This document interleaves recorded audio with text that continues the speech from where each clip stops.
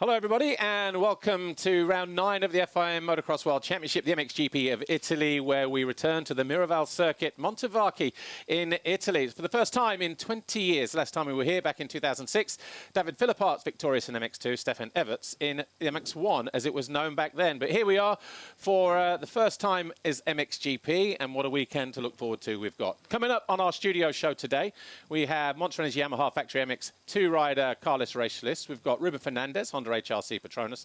And then we've also got Marco Maddii, who for this weekend, very much a home Grand Prix for him and the Maddii family. They're literally based just down the road, not far from here.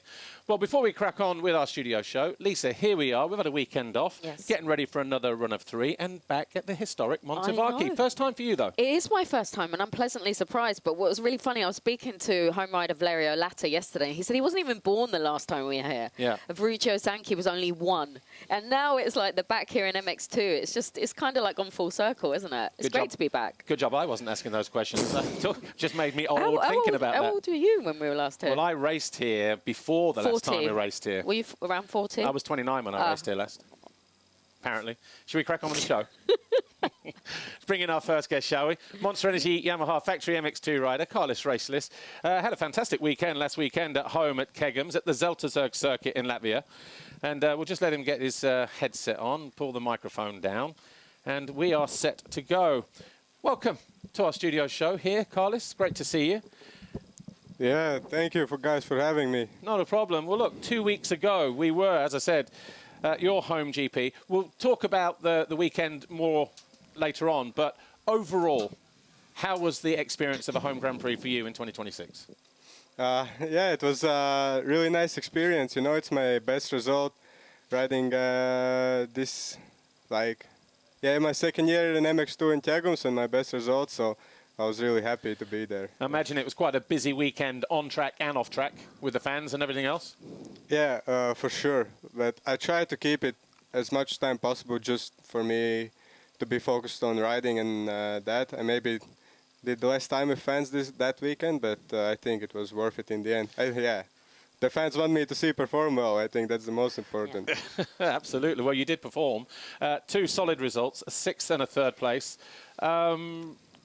You were so close to getting that first MX2 podium as well. How was that second race for you in terms of, you know, the way you rode, the atmosphere on the track, just in general? Yeah, it was a very good race, you know. I got off to a really solid start, good first laps, and just keeping my pace throughout the whole moto. And yeah, I did a crucial mistake in the end, but yeah, it is what it is. Yeah. Well, you were second from the very first lap, Karlis. Did you know at any point that possibly you could be on the podium, or did the team let you know throughout the race at all? That's a good question, because from after the race, my mechanic told me they were showing me like I'm on the podium, but I think just in that lap when they showed me, I missed the board, because there was kind of like a bit difficult to see with the sun in that spot, and I was just trying to focus on my line, and some laps I missed the pit board, so like I didn't even know I was on the podium, but I think it wouldn't really change the way I ride. Yeah. Well, unfortunately, you did get past on that final lap, that you did lose that second place and that podium. How did you feel? What were your emotions immediately after that race when you found that out? And have you had time to just reflect on it? What are your thoughts about what happened? Yeah, like the emotions were still good. Like, you know, I had a good race, so I could still be happy, be at home. Of course, sometimes like when it just pops up in my head that, oh, like I was actually really close to the podium, you know? Yeah. But overall, like I don't lose any sleep over it, and it's okay. Yeah. You were, though, the best racialist on the GP weekend. You finished ahead of your brother, Yannis. How was the chat, the bants, when you got back to the truck afterwards? You know, because obviously two difficult races in the fact that it's in front of your home fans, but at the same time you're in front of your home fans, so you're enjoying the race weekend.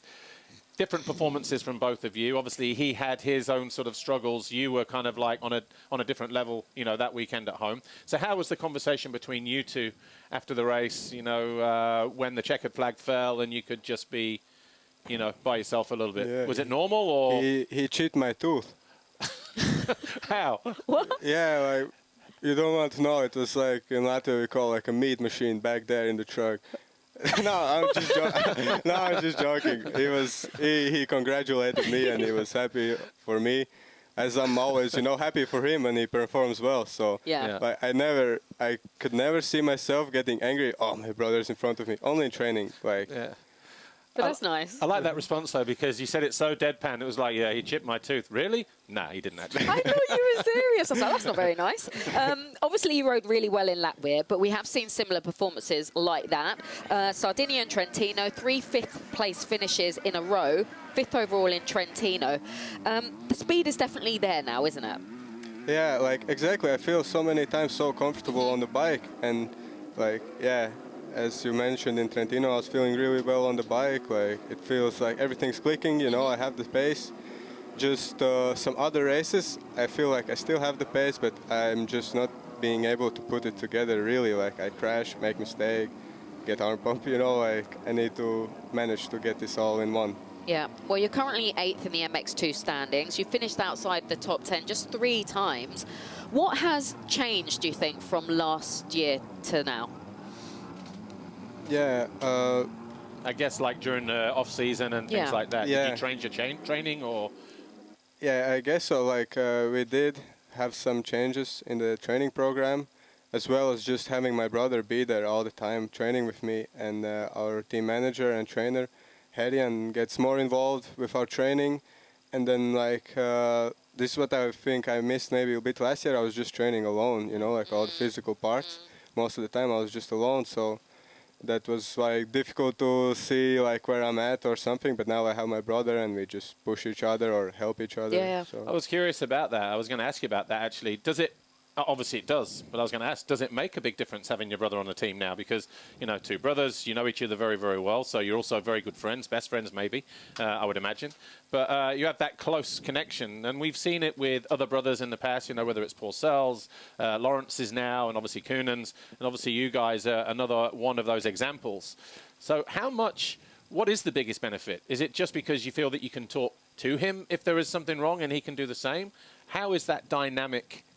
Sort of what makes it so special? It's it's interesting you asked this. Like, overall I'm just feeling more happy throughout like my weeks of training and everything. Like, I have someone to talk to that I don't get bored of. And then not bored of, but not annoyed by or something. Yeah. But it's just that you kind of see yourself's reflection in your brother, and you can see like what could work, what could not, because I think we have, for example, also similar riding styles. He tries one thing, and I see like if it works or no, and he could do the same for me. Like, I try one thing on the track, and if it works for me, normally it could also work for him. So this helps actually. Yeah. We are out of time, but just before we go, you were in the studio yesterday recording Behind the Gate. What was the advice you gave your brother yesterday? Which one? Like the last one? Yeah. I can't even say it. Yeah, say it. Yeah. So that advice goes like this. Work hard in silence and let farts make the noise. And on that note, that is the best advice I think I've ever heard anybody give. I tell you what, I'm going to keep my distance from these two then if the farts are going to be making all the noise. I don't fart in front of people. Come on. No. Bet you do. Now we're going down a whole different rabbit hole. Karlis Reisulis, thanks for joining us here. All the best this weekend and for the rest of the season. Before we catch up with our next guest, which is Ruben Fernandez, here's a little snippet from the latest episode of Behind the Gate, an extra layer. It's an intro to the German Grand Prix. Enjoy that.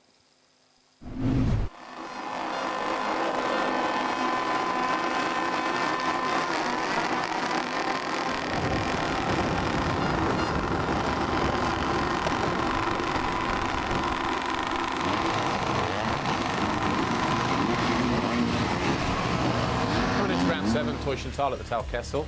The first ever winner was back in 1971. That was Joel Robert on a 250 Suzuki. Since then, we've had 55 different winners.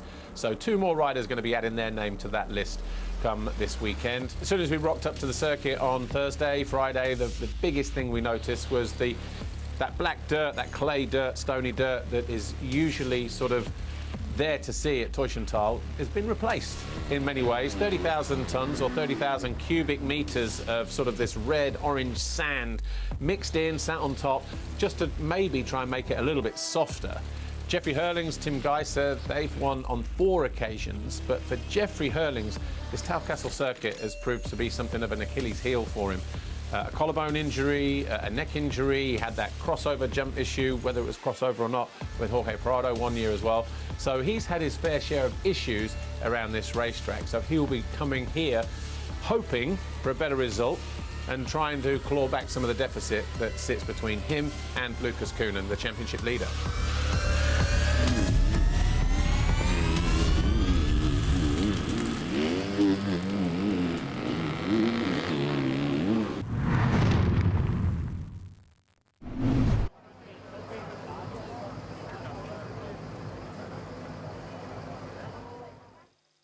Hello everybody, welcome back to our live studio show here on MXGP-TV.com with me, Paul Malin, and Lisa Leyland. Ruben Fernandez joins us now, Honda HRC Petronas. Ruben Fernandez, welcome to our studio show here, round 9. We'll talk about your season, obviously, in different stages, but after 8 rounds, you are 7th in the championship. Generally, are you happy with where you're at, or were you hoping just to be a little bit higher up the championship ladder at this stage of the series? Yeah, I mean, as a sportist, you always want more, you know. You always believe you can do better, and you always can do better. So, to be honest, I'm satisfied, but I believe it could have been better. So, yeah, we're trying to figure it out and to step it up a little bit in every race. And I felt like the last one has gone a little bit better, but obviously I want more, and I'm looking forward to improve in that aspect. Just thinking about the first couple of rounds, Argentina and Andalusia, your home Grand Prix, seemed like there was a little bit of consistency there. Was that because you were maybe trying too hard to make things happen at the beginning of the season? I mean, it's settled down now, obviously, but just seemed like maybe those first 2 rounds too much too soon. Yes, no? No, to be honest, in Spanish GP I was really sick. Okay. Since the Wednesday of that week, of the race week. I remember now. I was really, really sick, like with a lot of fever, and you know, couldn't really get out of the toilet, really. So I arrived into the race weekend, and I still couldn't get out of the toilet, dehydrated, fever. So it was a really bad time for me on that GP, especially because it was at home. You always want to do better there, and also you gotta come out and meet the fans and all the Spanish people.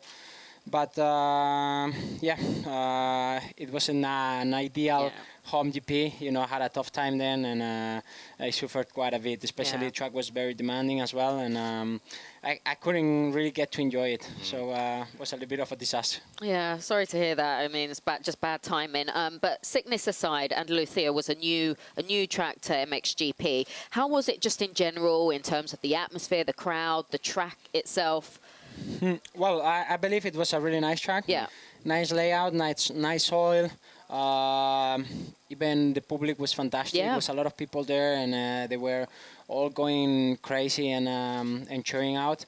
So yeah, unfortunately, I couldn't really get to enjoy and to really feel like a home GP for me, because it was more on like a survival GP. Yeah. But anyway, I feel like the track was really nice, and hopefully next time I can be on better shape and enjoy it better. Yeah, exactly that. Well, positives, you've had a couple of top 3 race finishes. One of those came in Germany, where you took your first podium of the season. How was that, getting that podium? Was that really nice for you, or was it more of a relief than anything else? Finally, you got it off your back. Yeah, I guess both of them. Yeah.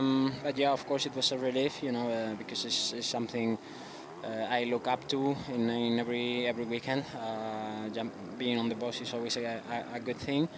And of course the last time was in China on the last part of the season last year. So of course I was looking forward to get back on it. And yeah, of course we're still trying every weekend, and we'll keep on pushing to be there more consistently. Well, Ruben, your first top 3 finish in a race was in Switzerland earlier this year, round 3. Not the easiest of conditions that weekend, but a step in the right direction. A positive weekend overall, I guess. Yeah, like I said, I think the first moto was okay. I mean, top 3 finish was good. just the same that I couldn't keep up really on second moto. I couldn't find the flow. It seemed like it was more than possible, the podium that weekend, but wasn't there. Second moto was not good enough. Didn't find the flow. Didn't find a good feeling. So unfortunately, couldn't really jump on the box that weekend. But yeah, at the end we take that first moto feeling and we move it forward into the next ones, and you know, we try and keep it and take the positives. Yeah. You have 2 new teammates this year with Jeffrey and Tom. What's the dynamics like in the team? I'm guessing it's pretty different to last year, but is it friendly? Is it still a nice atmosphere? Well, you know, at the end I shared the team with Tim many years, Yeah. and which.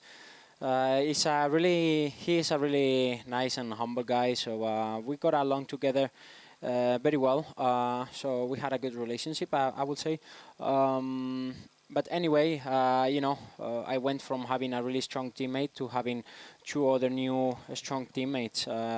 So I try and just focus on myself, do my thing, and then do the best I can when I go out on track. Yeah, that's all you can do. Next weekend we head to Portugal. It's pretty much like a home GP for you, isn't it, in Agada? Is that one you've been looking forward to? Yeah, that's always one that I always point on the calendar, you know. Especially after Andalusia, it would be nice to have like another home GP. Exactly, yeah, because I felt like I couldn't really enjoy it, Yeah. that one there.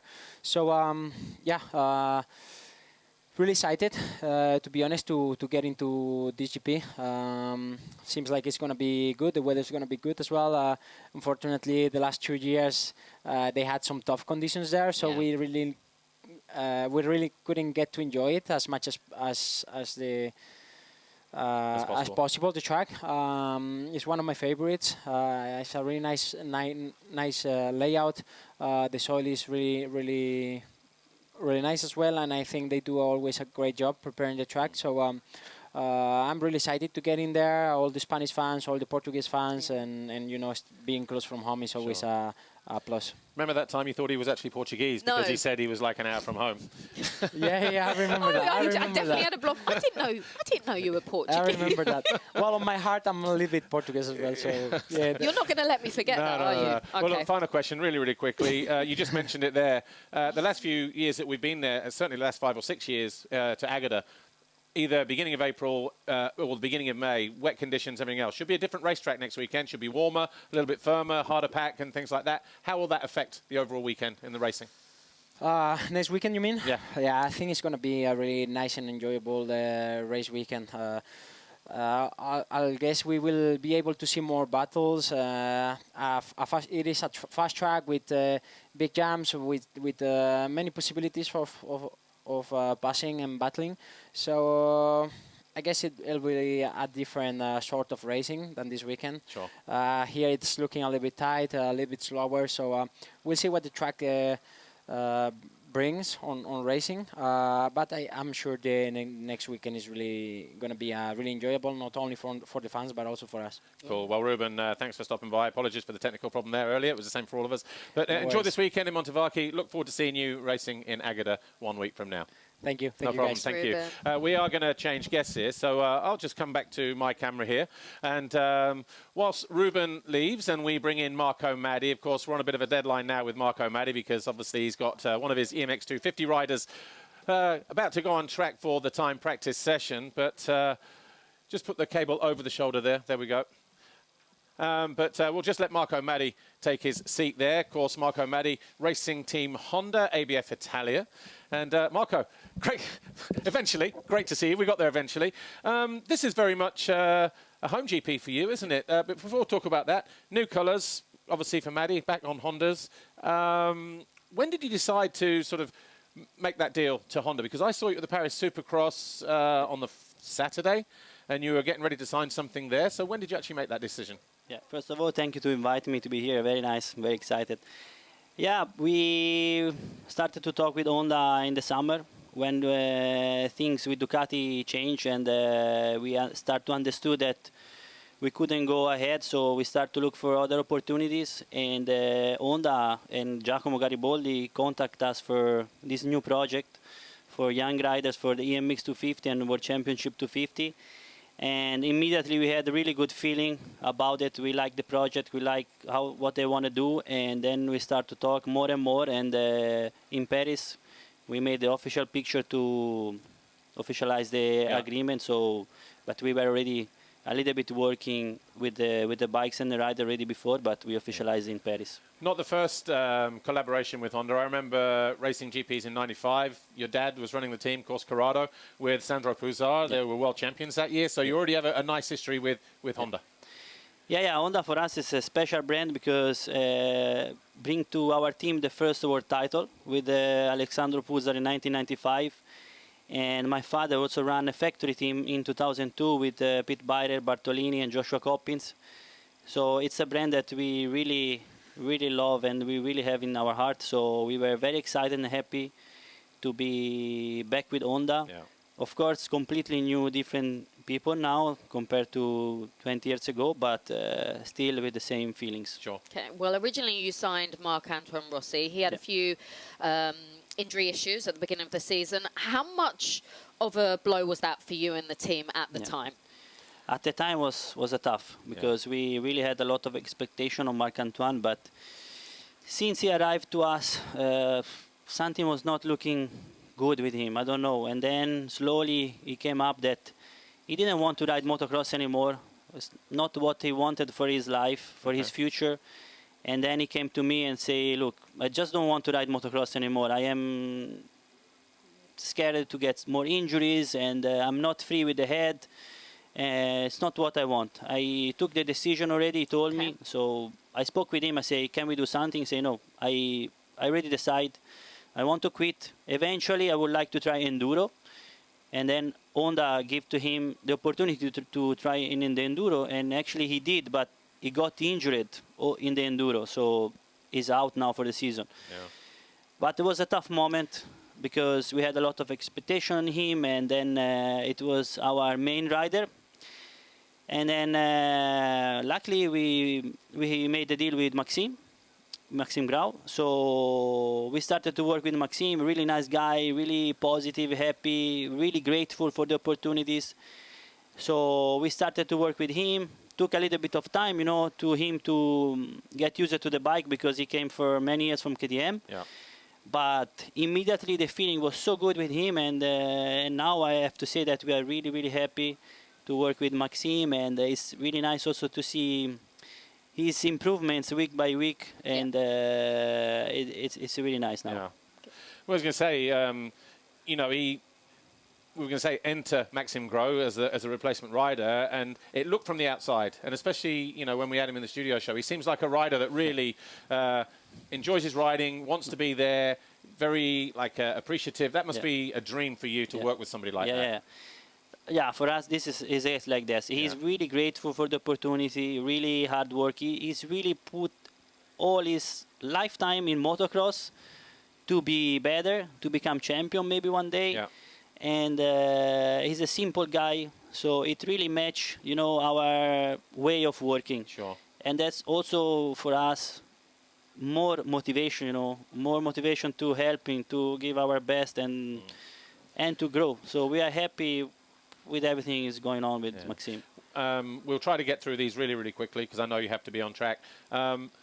We saw in Trentino and on some other occasions, he's a very, very good starter. Yeah. And when he's up front, he has good pace. Yeah. What does that mean for you and the team when you see your machine with him up front, challenging, top 5, top 6?